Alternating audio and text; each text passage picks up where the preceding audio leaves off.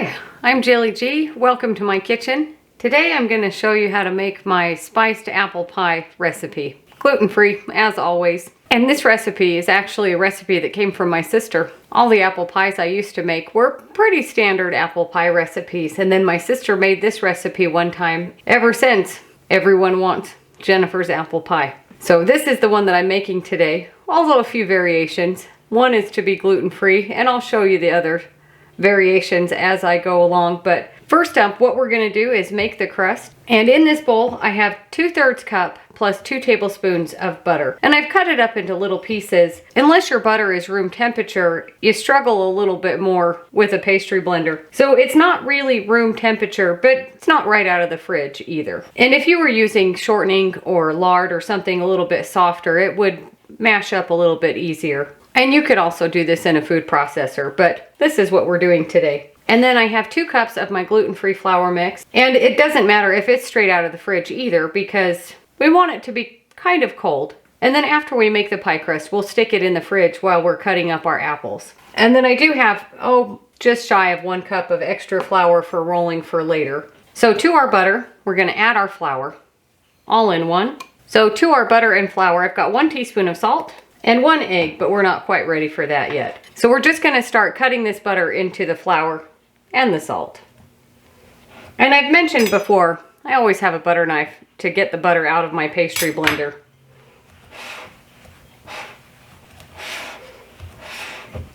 And I just kind of shake the bowl around a little bit, just to get the flour that's up on the sides down.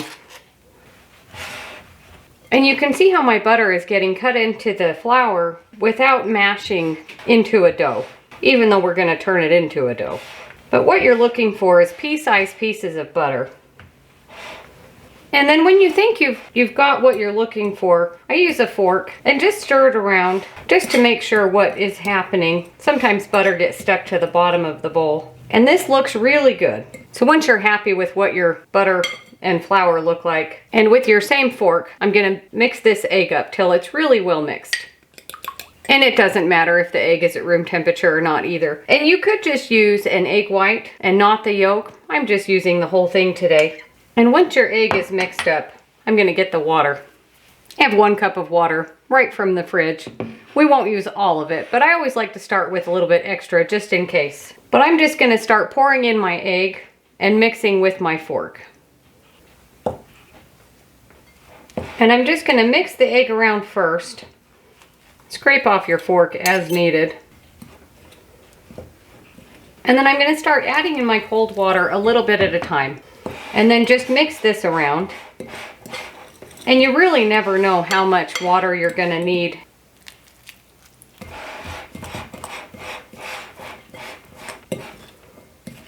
And just keep stirring it around. See what's happening on the bottom. I'm going to go a little bit more water.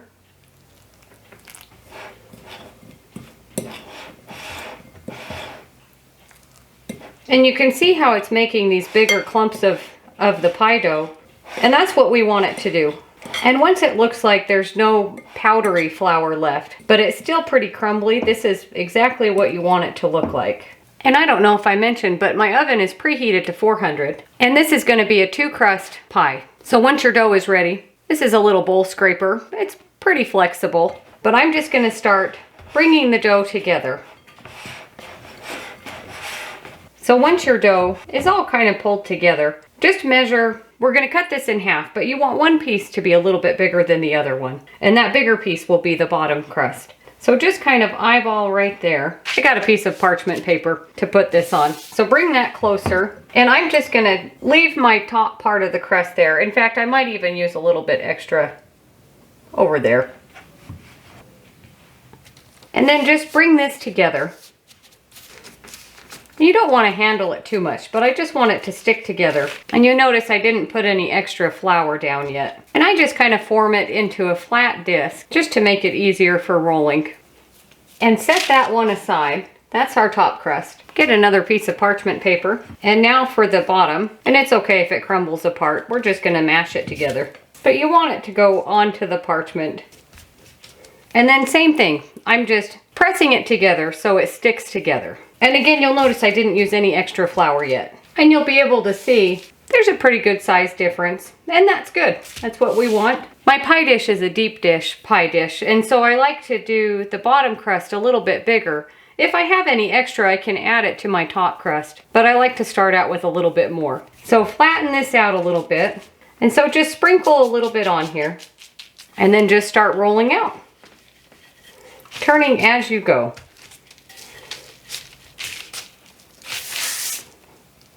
And I keep it in a roundish shape, and it will crack apart at the edges.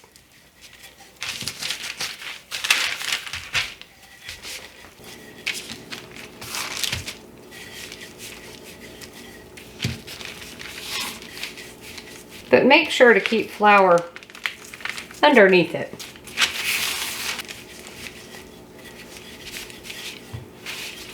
And don't be afraid to help it along to keep it in a circle, but make sure to keep moving it.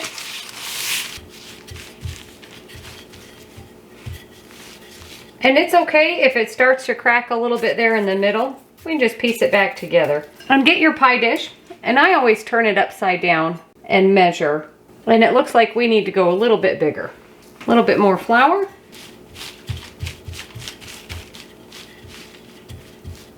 Pie dish again.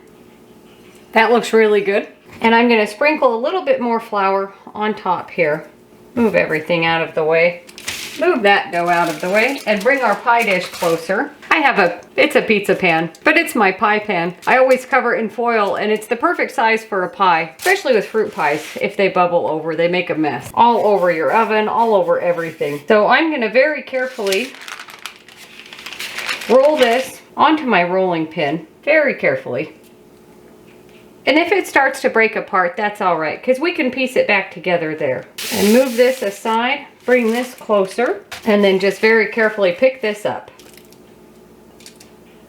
And then unroll it on top of your pie dish. And gluten-free pie crust falls apart pretty easily, but again, we can just piece it back together.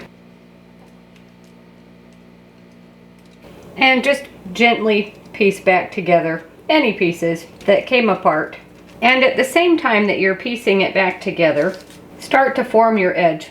And make sure it's even thickness all the way around. Just kind of turn, and if you notice that one side's a little bit skinny, add some extra dough.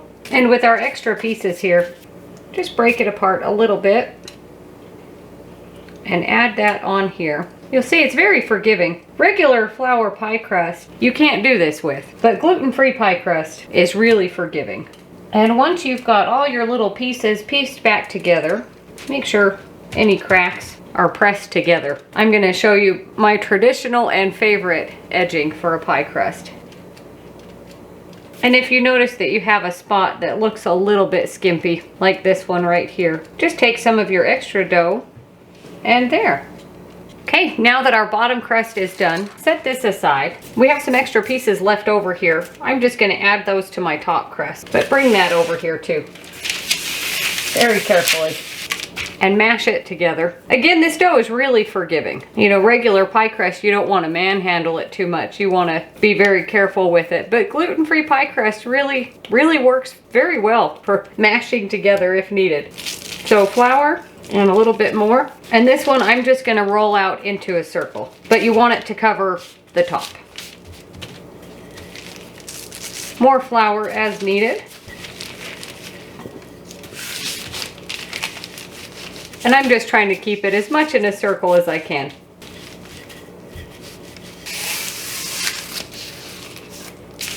And I like to flip it over. And same thing, I just kind of keep it in the shape of a circle here. And I'll tell you, when you've made as many pies as I have, you get a feel for how big you need your topping to be. The nice thing about parchment paper is you can just pick it up and kind of see what you've got. And that is perfect. So what I'm going to do now is stick this in the fridge, just like that. But I'm going to take this and put this in the fridge too, while we cut up our apples. As you can see, I've cleaned up a little bit. And I've showed you my wet napkin trick to make a cutting board not slide around. Knife, peeler, and I have a lemon. We'll get to all of this in a minute. And I've got about 7 apples. Some of them are kind of big, So you want 7 to 8 apples, if they're really little, more. And we're just gonna start peeling these and cutting them into thin slices. And I always found that if I peel the top and peel the bottom, then you just go straight down the sides. If you have one of those fancy peelers that peel it and slice it at the same time, by all means, use that. And so what I do is I cut off the ends like that, and then cut off these ends. And I don't care if there's a little bit of peel still on there. And then I just start slicing them. You can go as thin as you want.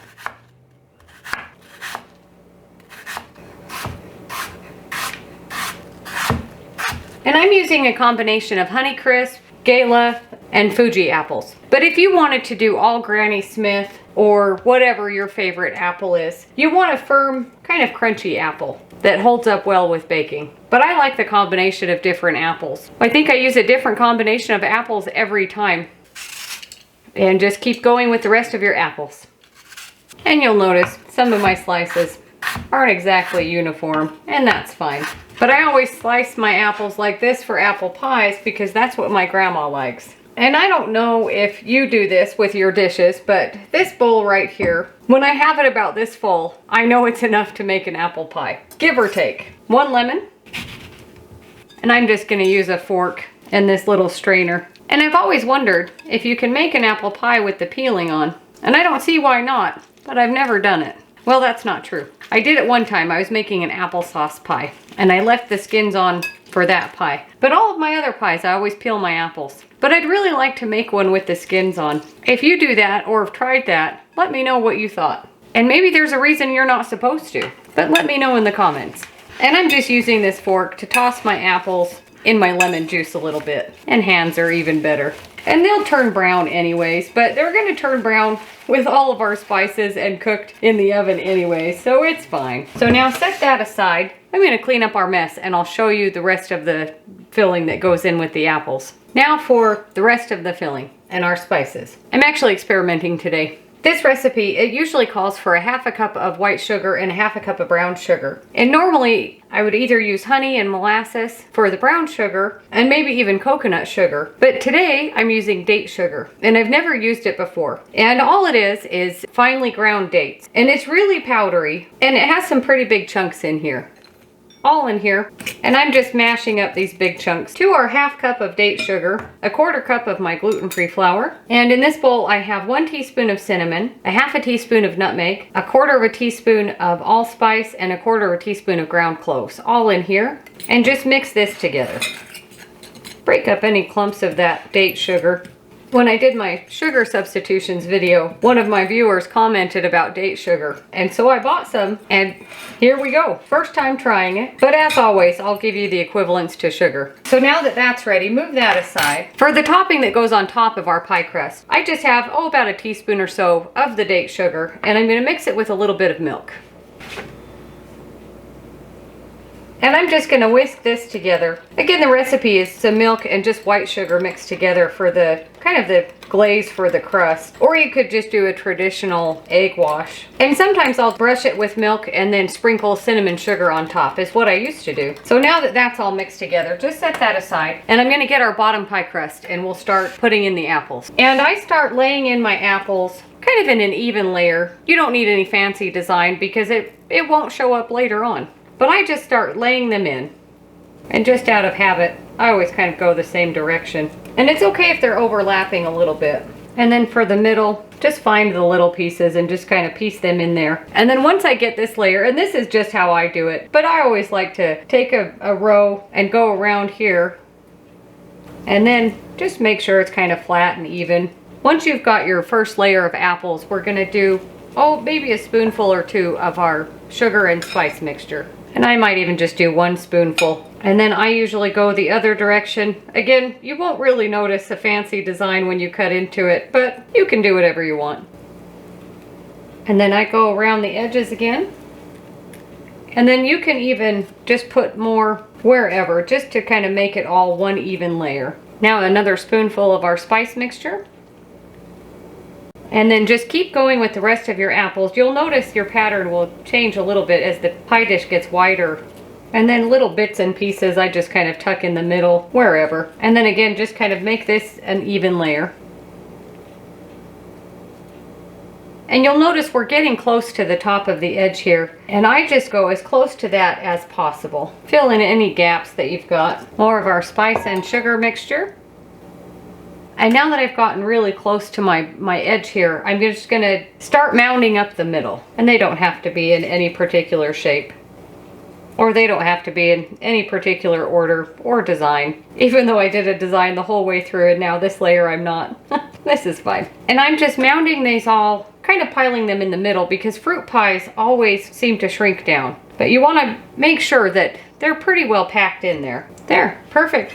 All of my apples in my pie dish. And now for the rest of our spice mixture, I'm just gonna sprinkle the rest of it all over. And it doesn't really matter if you have more than you planned on and you worry that you maybe didn't get enough between the layers, but it will all melt and seep down between the layers anyways. It's actually better to have more for the top than there is to start out with a lot on the bottom layers.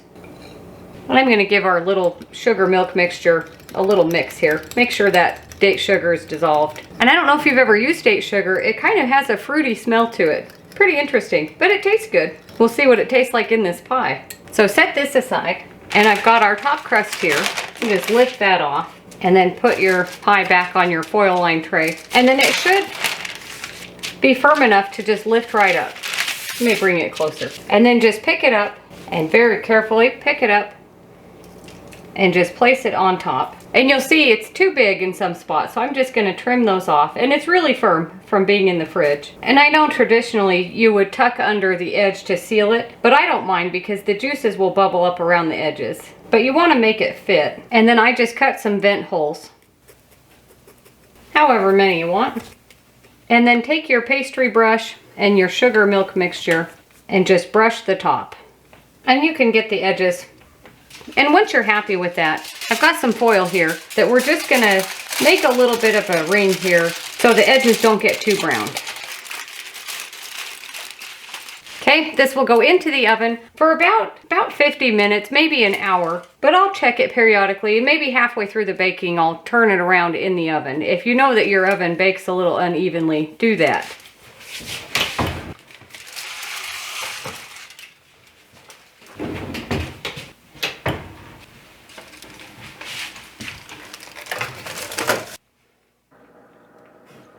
Well,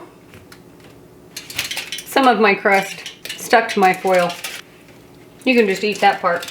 The crust is good. I'm not sure if it's the date sugar, but my crust, the top looks really dry. And it's golden brown, but it isn't shiny like an egg wash would give it. But it smells really good. This needs to cool off for a good couple of hours, and then we'll cut into it. So my apple pie has been cooling off all night. Sometimes that happens when, again, time gets away from you and you just let it cool off overnight before cutting into it. So let's cut into it. However big a piece you want.